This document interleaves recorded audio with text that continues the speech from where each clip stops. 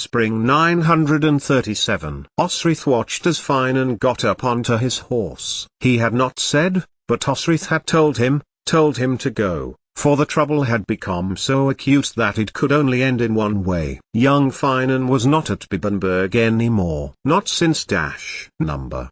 He was not with Utad. But Finan needed to be. Too many incursions south by Constantine, too many raids and skirmishes to make trouble in England, in East Anglia, in Mercia, in southern Northumbria, Ofoik, Gainsborough, Derby, Nottingham, Repton, like the Danes of old, and the west, down the Cumberland coast, and down the Dee, down to the Severn and around the Wales coast.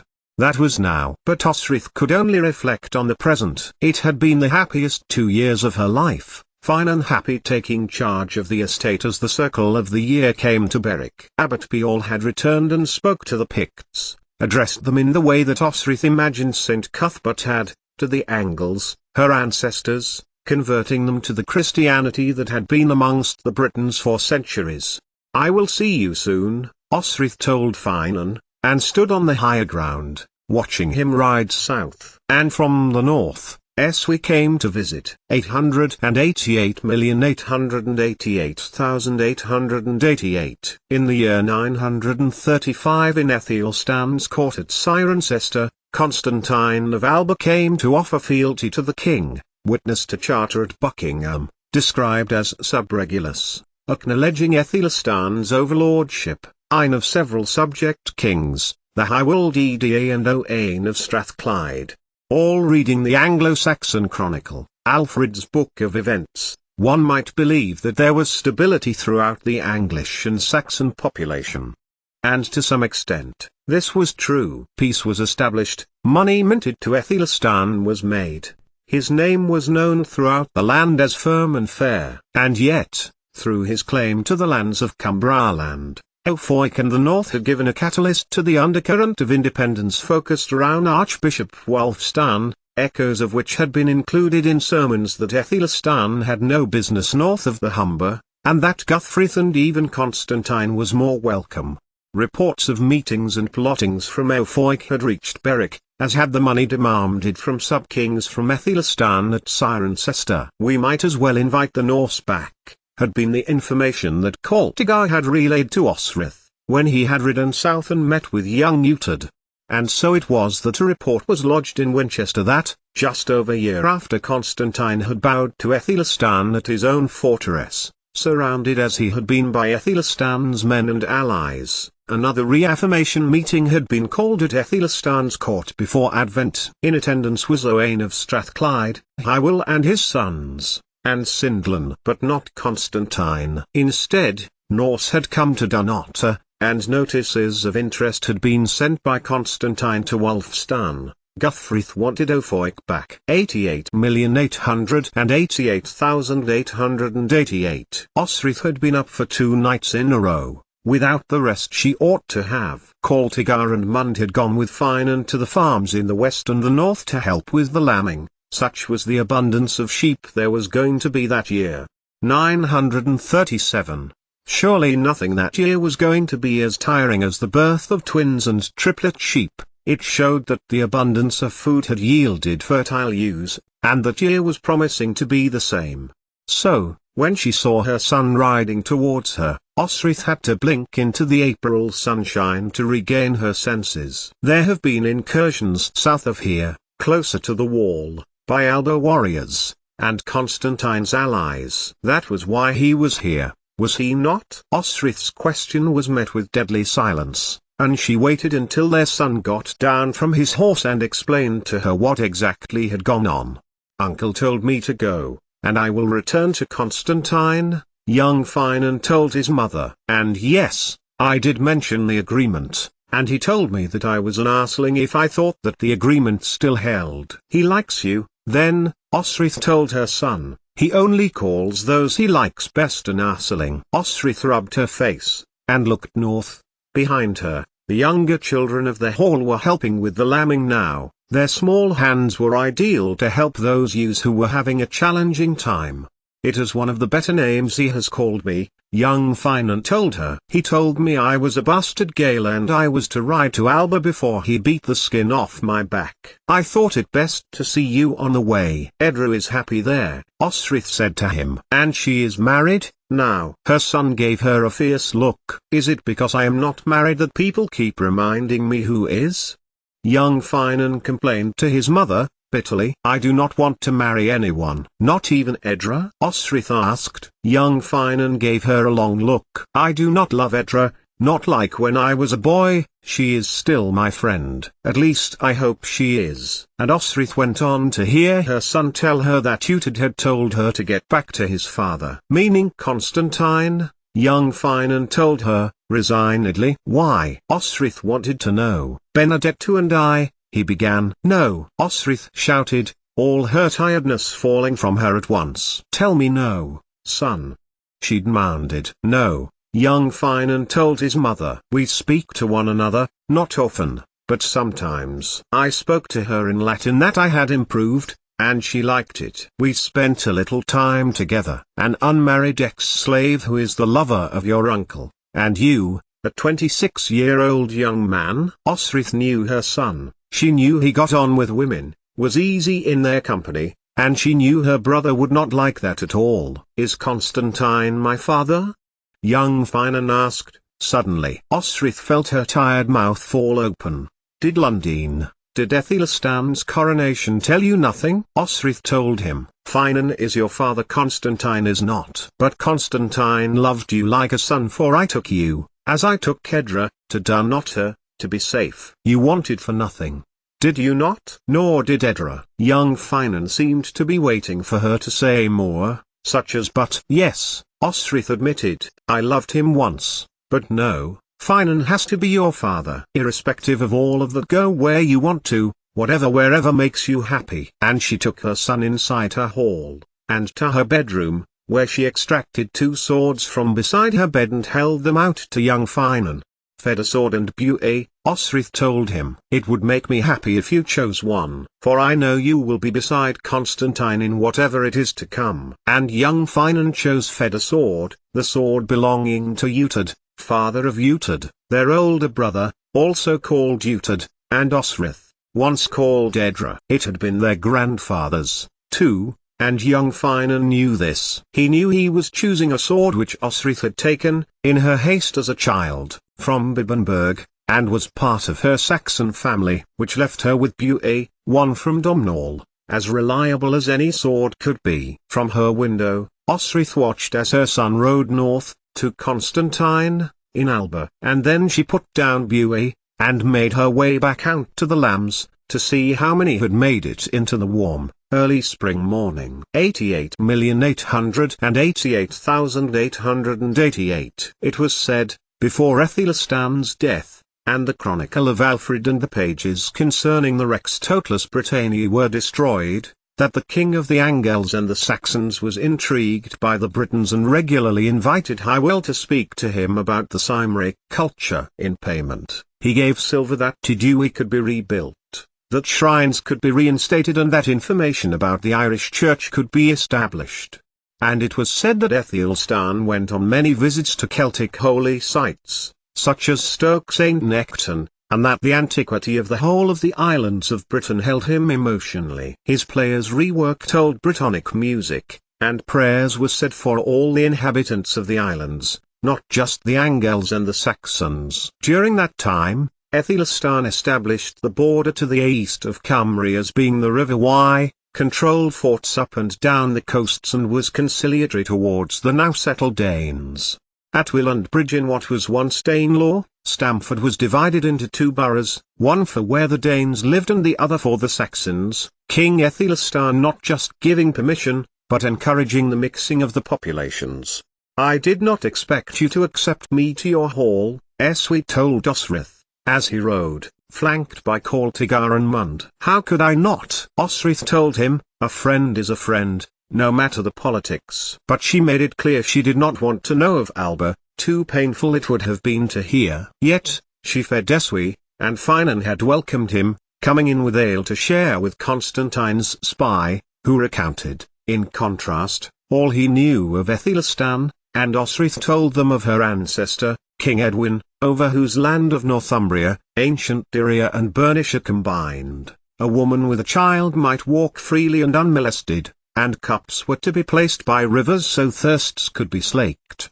It hurt to see Eswe, after how she had left it with Constantine. But she had no choice. Her people needed her, and she needed them. But she did ask that Eswe look out for young Finan, make sure he was safe. Eswe took her by the shoulders, and drew her in for an embrace. They had been friends for so many years. He had stood by her when she had served in Mercia, helped her when she returned to Mercia, and promised with all his heart that he would do this for her. It was the last Osrith would ever see of Eswe, brother of Finoli, now Abbot Findle of Caerlygwylyd, alive. 88,888,888. And so the incursions came. More Alba ships came to the horizon, and Osrith watched out, hoping that she would never see the Red Hand of Ulster, dreading that the next banner she saw would be it.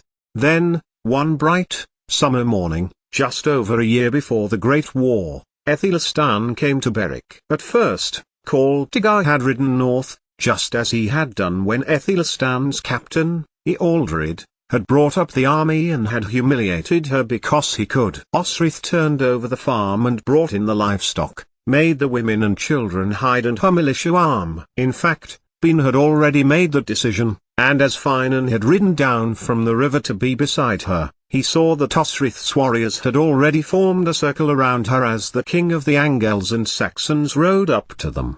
He came alone, pointedly alone, and got down from his horse and led it towards the warriors. King Aethelstan, Finan called, "You are welcome to our land." He did not look to Osrith, for he knew she was also about to say the same thing. "My men will wait. I would speak to you about the pilgrimage I am making, to the sites of the Saxon saints from Northumbria," he told Osrith, the gold thread sparkling in his hair. She glanced back to Finan, and nodded to Bean, who stood down the men. "You would be better off speaking to Bishop Oswald of Seaster," Osrith told him, meaning Utad's firstborn son. "He has done extensive research." Aethelstan smiled. "It was Bishop Oswald was the one who told me to come to you," Aethelstan explained. 888,888,888. And, after pleasantries and guarantees from Aethelstan that Osrith was not to be harmed, as Finan contemplated alerting Utad for help should he need it, and Osrith was showing him the shrine, a few miles east from Berwick. But it seemed more as if Aethelstan had come to see Osrith to talk over old times rather than see the shrine, although he knelt to it, and prayed. He had chosen to use Utad as Alfred did, and keep him not too close. "My position is tenuous enough. I am known as the bastard to my enemies," he confided in Osrith as they slowed their horses to cross the ford of the Cockay. "If I was perfect for the rest of my life I would always be Edward's bastard. Elf did everything wrong and half of my country supported him. So," he added, "I swore chastity like Ethelfled and named my half-brothers as successors." And yet, Aethelstan sighed, as Berwick came into view, "I wanted Wessex to continue my grandfather's chronicle, and they have, under Dunstan's guidance, but reluctantly." "Memories have died hard of Ethelelmund Elf," Osrith suggested, and the thought of the man, still young, who, not 13 years before had won such a great victory in Lundin to be king of the Angles and the Saxons.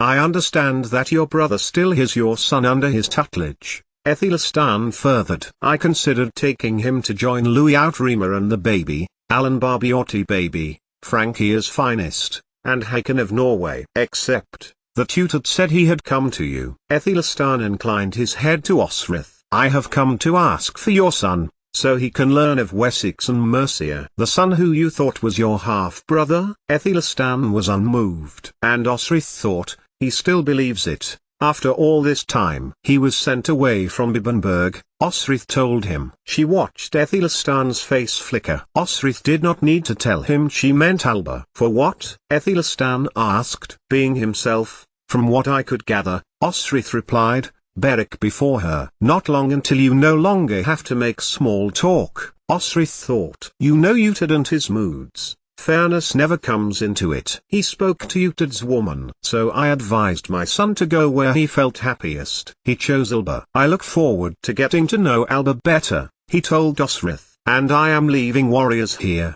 on your border, for your protection. As you can see, I do have protection, Osrith told Aethelstan. Alba warriors come, and I have my own. She watched Aethelstan rake the guards who were waiting for her, Phelim and nuanced amongst them. A woman landowner can never have enough swords for her own. I know this from experience. And, Aethelstan turned his head to Osrith, you swore to me, that you would fight for me, and it was true. Osrith had, which put her in direct conflict with Constantine. So, as Finan nodded to Osrith, waiting for her to acknowledge to him that all was well, Osrith took the king inside her hall and he sat in her parlor as Osrith reached down a box from beside the door.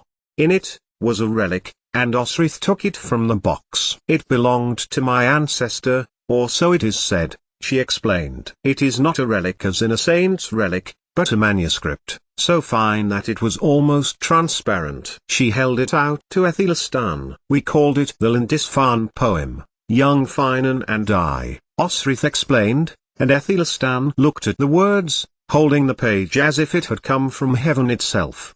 What is this word? Aethelstan asked, pointing to the word, Mecord. Lindisfarne was called Mecord by the Britons, and was a place for healing, Osrith explained as Aethelstan examined the relic again. If the Britons have any chance of surviving, they must join forces over the British Islands. There, Osrith thought. It was not as if she hadn't told Aethelstan. But, predictably, the king laughed it off. If they were to do that, the lords could relax. No longer would they have to rely on their landlords for guidance to property rights. For example, he glanced out of Osrith's hall window. Barrows are used as boundary points, made at a time long before even the Romans were here, are respected by the Britons, mysterious as they are, it puts them at their ease, that they can more easily be put in touch with God. Then, Aethelstan whispered conspiratorially to Osrith, I have a mission to convert as many as I can find. Even the one standing before you? Osrith challenged him. My mother was a Briton, and though I was baptized into the Roman Church, I follow the Arian one. Good, good, Aethelstan reassured her, handing Osrith back the ancient manuscript. I understand Amont, and Cumbraland are claimed by you. Not claimed, because they are mine, in law, clarified Osrith. The irony of the situation, that Brehon law allowed her to have the land, and pass it on to Edra, was the same she had fled from, nearly 3 years before. In Brehon law, which I do not recognize, Aethelstan sighed, not knowing how good it was to hear the king say that. One day, I will visit Irian, I will send people to live there and bring the Roman Church to the land. Osrith was shocked, and she felt her mouth fall open. Oh yes, Aethelstan pressed, watching Osrith's face. The Pope is a great believer that all should align. We met in Francia, when I visited the Frankish king, Charles, which is why I have 2 of his noble sons with me as adopted children, for I will have none of my own, that they may learn of Britannium, and its king's way of doing things.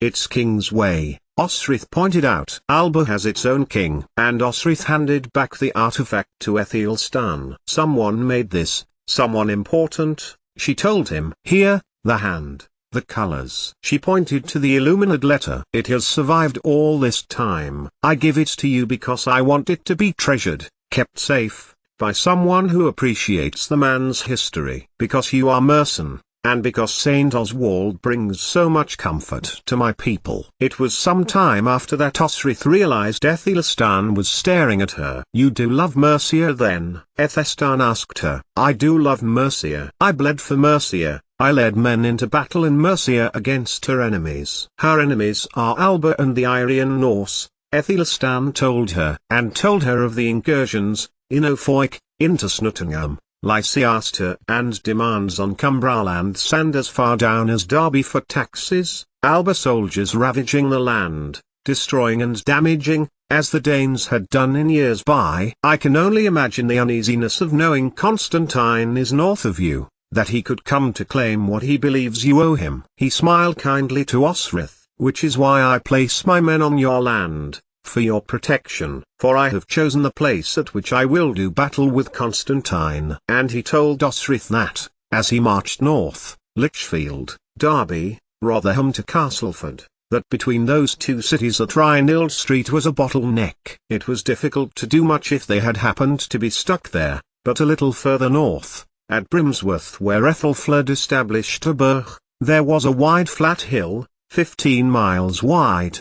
And you know he will come there? Osrith asked, amazed that Aethelstan had it all planned. He will if I tempt him enough, if I anger him enough, Aethelstan replied, happily. Does it surprise you that Alba comes south? In the past, men of Pitland, Strathclyde, Cornwall, Dublinman, Irish, Anglesey and the Free Welsh, drove against the Saxons at Careware, to Mercia and Wessex, penning them in order to free the native Britons. So you see why I want to prevent this for our people. Yes, Osrith nodded. Bishop Oswald told me the same story. Whether at Brimsworth or somewhere else, there was going to be a battle coming, one where Mercia and Wessex would face Alba. And it was only when Eswe came to see her that the extent of Constantine's hostilities came to the fore. Can I count on your support, Lady of Berwick, of Saxon blood, in the land of Bernicia? Her angle forbears. That was Ethelstan's question as he left,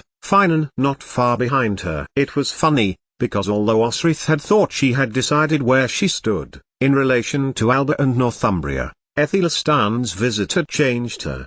88,888,888. And within a week, Guthfrith, still claimant to Ofoic, supported now by Constantine, also came to visit Osrith. She was preparing, again, for the lambing season, and all of her people were up day and night saving as many as they could. Guthfrith was alone, as he had been the first time he had visited Osrith. Your land is doing well, he told her, as Bean came to alert Osrith to a visitor. You are missed in Alba. Tell me, is Edra, my adopted daughter, well? She is, Guthfrith told Osrith, and on her way with her second child. Second child?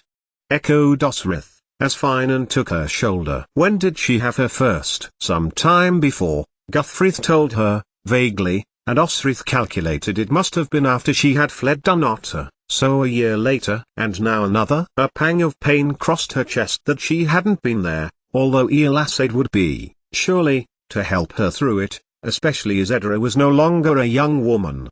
Your brother does not support Ethelstan, Guthfrith told Osrith. Although he does not support me either, in claiming he wants an independent Northumbria. He bent his head to Osrith. Will you send men? Why? Osrith bit back. To desert my land and have Constantine or Ethelstan take it? Guthfrith's face fell. You want an independent Northumbria, yet you will not support my claim, even though it is backed by Constantine? With his men this time. I will take Jorvik. It is weak under the Saxons and Bishop Wulfstan gives his full support to me as Sigtrygg's kin. Wulfstan just does not want to turn to the church in Canterbury, Osrith told Guthfrith. He would claim the Irish church back if it mean he could keep his own autonomy. And no, Guthfrith, though I support your claim, I do, in my heart, I do not wish to see Ethelstan take this land.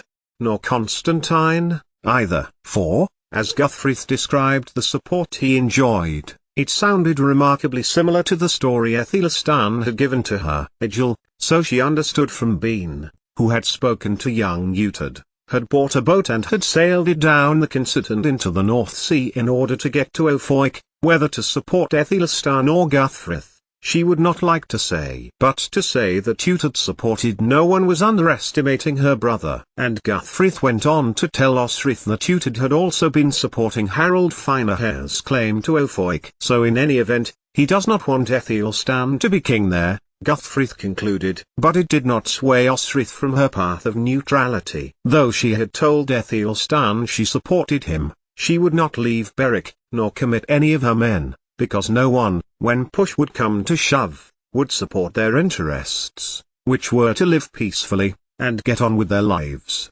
I am glad my niece and nephew are being well cared for, Guthfrith said, wistfully, before he left. I thank God daily that Constantine supports me, and my kin. God? Osrith asked. Yes, Guthfrith laughed, smiling at her astonishment. Does it surprise you? Many Norse are Christian now. And it was true. Many came to the church at Adjefrin, and Berwick, and travelled north to Melrose to the abbey. And within days of Guthfrith leaving, we came to Osrith, fleeing from Elfoic with news that Guthfrith, with the aid of Constantine's army and navy, was king of the city, ordained, blessed and anointed by Bishop Wulfstan, and that the Englaland army of Saxons, Angles, West Saxons, Mersons and Cymric had been defeated. Aethelstan will be coming north again, to harry Dunnottar, we told her, which was what Constantine believed. And he told her to remain as safe as she could, and defend herself and her land, before leaving in haste towards the Two-Eyed. It was the last time Osrith was to see Eswy alive. But his message was clear. War was inevitable. She was going to have to choose which on side she was going to fight. Constantine, the man who she was bonded to, and in whose castle she had spent her life, where her family now lived, where her son now sought refuge. Or Aethelstan, claiming the peace and stability that he was winning across the land, his grandfather's vision made real, playing the long game. Osrith was going to have to choose quickly. That night, she told Finan he should leave, to be with Uhtred. It will make me happy knowing you are safe, with my brother, she told him, words with a speck of truth in them, in the end. And the next morning, Osrith kissed Finan goodbye, not knowing when she would see her husband again, or if she would ever see him again, and waited until he was out of sight before going back into her hall, and standing in their room, looking around, steadying her mind, before considering everything, then making her plan.